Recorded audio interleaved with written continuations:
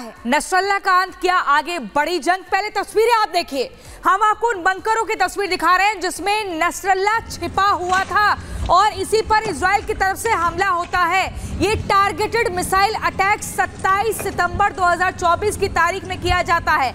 इन बंकरों में नसरल्लाह अपनी पूरी टीम के साथ हमेशा बैठता था, रणनीति तैयार करता था। रिपब्लिक भारत पर एक्सक्लूसिव तस्वीरें हम आपको दिखा रहे हैं। देखिए, यही वो बंकर है जिनको तबाह किया गया है। यहीं से पूरी प्लानिंग होती थी कि कैसे इजराइल पर हमला करना है, कैसे लगातार 32 सालों से जो इजराइल पर हमला हो रहा था इन्हीं बंकरों में बैठकर रणनीति बनती थी। हथियारों का जखीरा इन बंकरों में रखा जाता था और इसी को तबाह कर दिया है इजराइल ने लगातार।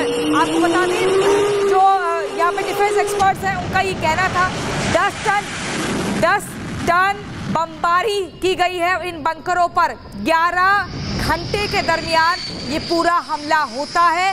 बैक टू बैक मिसाइलें फेंकी जाती है और इन बंकरों को नष्ट किया जाता है।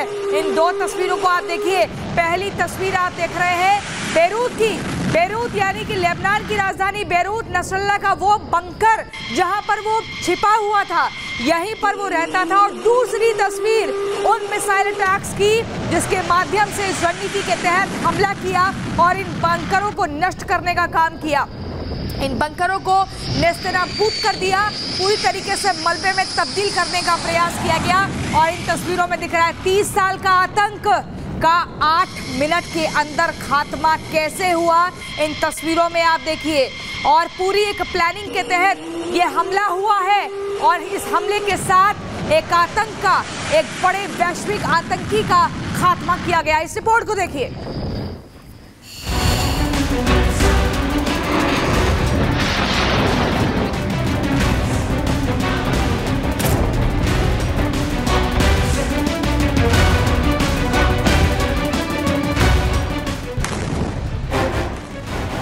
इजराइल ने अपने सबसे बड़े दुश्मन नसरल्लाह का काम तमाम कर दिया।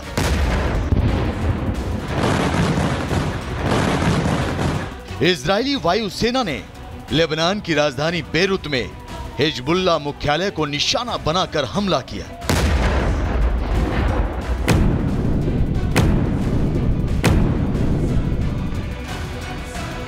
और हिजबुल्लाह चीफ नसरल्लाह को निशाना बनाकर इतने बम बरसाए कि राजधानी बेरूत धुआं धुआं हो गई। शनिवार सुबह तक किसी को नहीं पता था कि इस हमले में हिजबुल्लाह को अब तक का सबसे बड़ा नुकसान पहुंचा।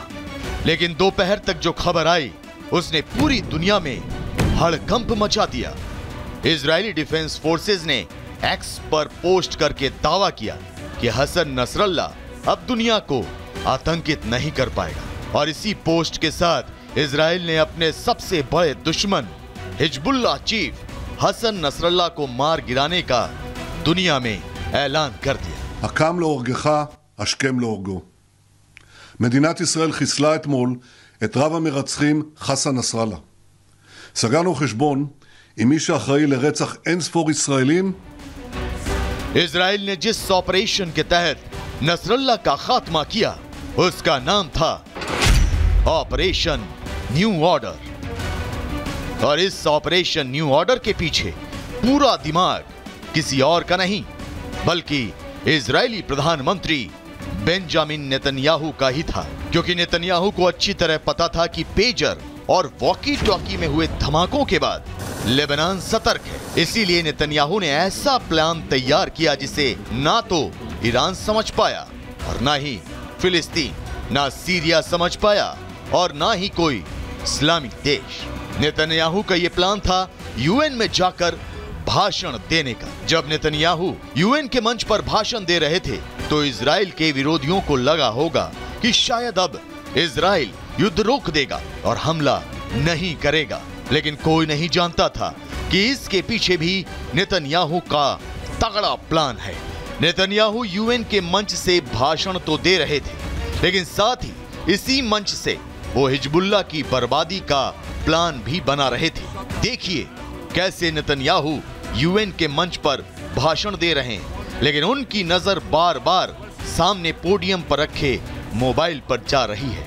माना जा रहा है कि यूएन के इसी मंच से नेतन्याहू ने हिजबुल्लाह की बर्बादी का बटन दबा दिया, जिसके बाद इजराइल के खतरनाक फाइटर जेट्स ने उड़ान भरी और बेरूत में हिजबुल्लाह मुख्यालय पर हमला करके हिजबुल्लाह चीफ हसन नसरल्लाह का काम तमाम कर डाला। אנחנו קיימנו בשעות האחרונות הערכת מצב, וכעת אנו מודיעים על עדכון בהנחיות פיקוד העורף. שר הביטחון אישר שהחל מהיום, מהשעות הקרובות, חל איסור על התכנסויות העולות על 1,000 איש באזורים שונים במרכז.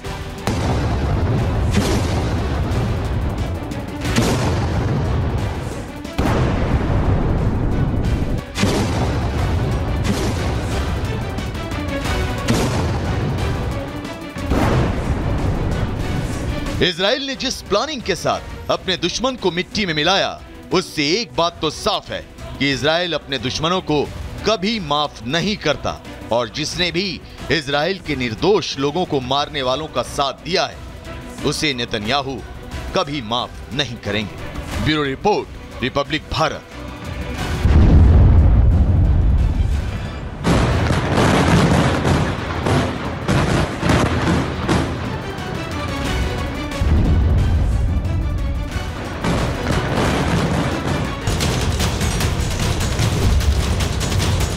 तीन से चार आतंकवादियों की होने की सूचना थी इस इलाके में और अभी इसके लिए सर्च जारी है।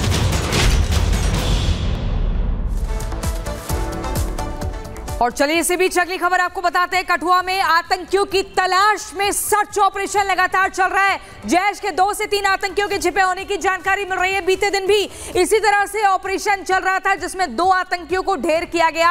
आज भी यही जानकारी है कि 2 से 3 आतंकी अभी भी छिपे हुए हैं। ये कुछ तस्वीरें देखिए, ड्रोन कैमरे से ली गई कुछ देर पहले की तस्वीर है जो सामने आई है और इसी से अंदाजा लगाया जा रहा है कि 2 से 3 आतंकी अभी भी इन घनी झाड़ियों में छिपे हुए हैं, किसी बड़ी आतंकी गतिविधि की फिराक में हैं और इनको ढेर करने के लिए सेना ने चारों तरफ से घेर लिया है।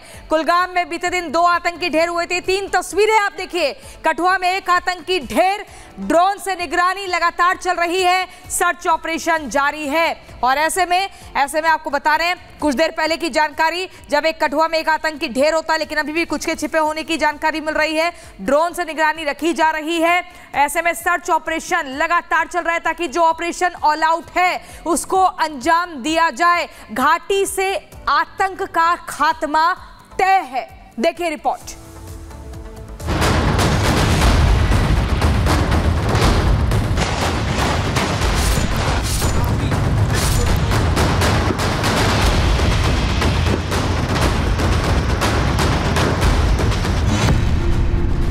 कठुआ में फिर टेरर अटैक। नापाक साजिश नाकाम। बैलेट से डरा बुलेट।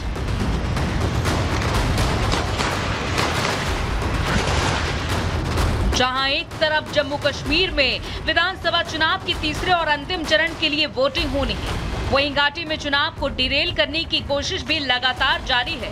पिछले 2 दिनों में एक के बाद एक लगातार आतंकियों से मुठभेड़ ये बताने के लिए काफी है कि बुलेट के हिमायती घाटी में बैलेट का राज नहीं चाहते, तभी तो वो चुनाव के बीच आतंकी साजिश कर रहे हैं।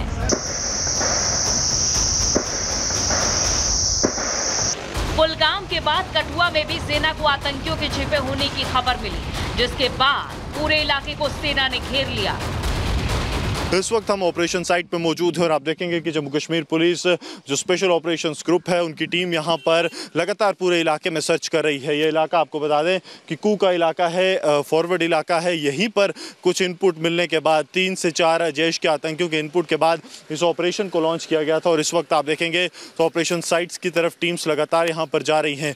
खासतौर पर आपको बता दें कि कल देर शाम जो है काफ़ी ज़्यादा जो है आतंकी और सुरक्षा बलों के बीच मुठभेड़ हुई, जिसमें कि जम्मू कश्मीर पुलिस के एक हेड कांस्टेबल जो हैं वो शहीद हुए थे। एक डीवाईएसपी और एक असिस्टेंट सब इंस्पेक्टर जो हैं उन्हें भी इंजरीज आई थी। कठुआ में आतंकियों से सेना की मुठभेड़ जारी है। मुठभेड़ में पुलिस का एक जवान शहीद हो गया, जबकि 2 अफसरों के घायल होने की भी खबर है। बताया जा रहा है कि 2 से 3 आतंकी एक घर में छिपे हैं। 3 से 4 आतंकवादियों के होने की सूचना थी इस इलाके में और अभी इसके लिए सर्च जारी। एक घर में थे ये और उस घर की हमें जब सूचना आई तो उसके बाद इमीडिएटली यहाँ उस इलाके में ऑपरेशन लॉन्च किया गया और जब एक्सचेंज ऑफ फायर हुआ तो उसमें हमारे हेड कांस्टेबल बशीर की शहादत हुई। आतंकियों की तलाश के लिए ड्रोन से निगरानी की जा रही है। आपको बता दें कि कठुआ से पहले कुलगाम में भी आतंकियों ने सेना पर फायरिंग की थी, जिसके बाद मुठभेड़ में सेना ने 2 आतंकियों को मार गिराया था। अब कठुआ में आतंकी साजिश, ये साफ है कि आतंकियों को घाटी में चुनाव पसंद नहीं है। वो इस इलाके में बुलेट का राज ही देखना चाहते हैं, लेकिन सेना के जवानों की मुस्तैदी ये बता रही है कि घाटी में अब बुलेट नहीं बैलेट का राज है। Bureau report, Republic Bharat. और इसी बीच एक बड़ी जानकारी आपको दे दें, घाटी में एक बड़े हमले की साजिश नाकाम हो गई है। दरअसल ये खबर मिल रही है कि राजौरी में थाना मंडी इलाके के पास जो नदी वाला इलाका था, वहां पर एक ग्रेनेड को धमाके के साथ डिफ्यूज किया गया है। यानी एक बड़े धमाके की जो आशंका है व्यक्त की जा रही थी, लेकिन वक्त रहते ही सुरक्षा कर्मियों ने इस ग्रेनेड को बड़े धमाके के साथ डिफ्यूज कर दिया। तस्वीरें आप देख रहे हैं, एक तरफ कठुआ में सर्च ऑपरेशन चल रहा है, दूसरी तरफ राजौरी में डिफ्यूज किया गया है ग्रेनेड।